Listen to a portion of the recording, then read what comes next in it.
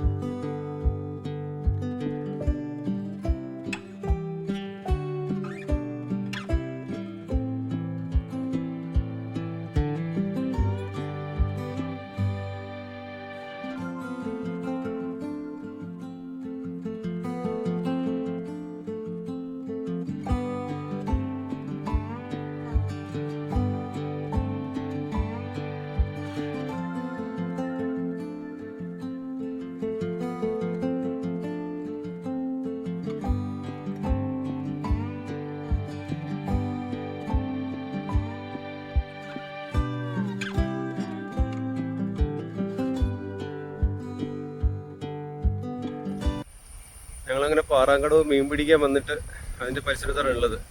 കുറേ സമയം അവിടെ വലയൊക്കെ വീശി.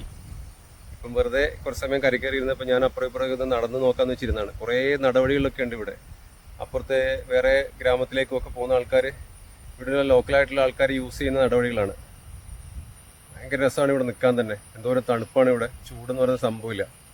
ഇവിടെ കുറേ വഴികൾ, എൻ്റെ പുറകിൽ അവിടെ കുറേ വയലുകളും ഒരു ചെറിയ വീടുകളും കാര്യങ്ങളൊക്കെ ഉണ്ട്.